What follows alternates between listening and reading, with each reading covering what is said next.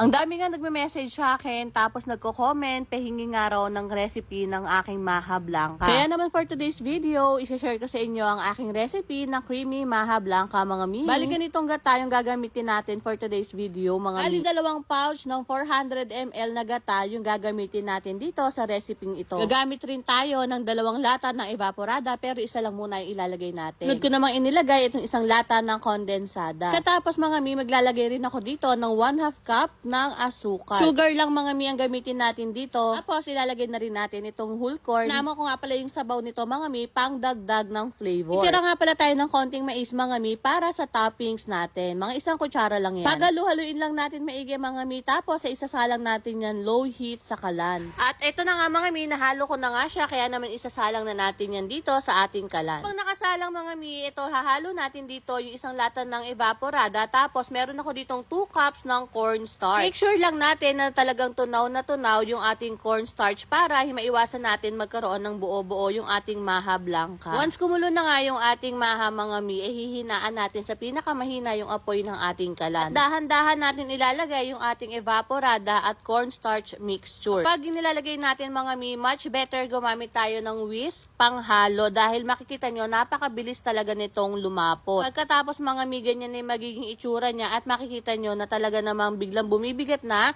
yung ating paghahalo dito dahil kumakapal na nga yung ating maha blanca. Pagpatuloy lang natin yung paghahalo mga mi, at kapag malapit na ngang maluto itong ating maha ay maglalagay na nga ako dito ng star margarine. Recipe na to mga mi, 2.5 tablespoon ng star margarine ang aking nilagay. Di rin kasi masarap mga mi pag nasobrahan tayo sa star margarine. At yes mga mi, margarine po ang pag-pronounce sa star margarine, hindi po margarine. Baka may mag-comment na naman, charis. At makalipas ang ilang minuto mga mi, tignan nyo, napakaganda at napaka-smooth ng ating maha blanca. Mas masarap ang maha mga mi kapag walang halo ng tubig. Kaya hindi talaga ako naglalagay kahit 1 patak ng tubig dyan mga mi. Talagang purong gata, purong evaporada at condensed milk lang ang meron sa aking creamy maha blanca. At sa mga nagtatanong kung magkano raw ang benta ko sa maha blanca mga mi, meron akong tag 400 pesos at meron din akong tag 700 pesos. Dahil kita nyo naman mga mi na hindi basta-basta yung mga sangkap na aking ginamit. At talaga naman mga mi, nagme-melt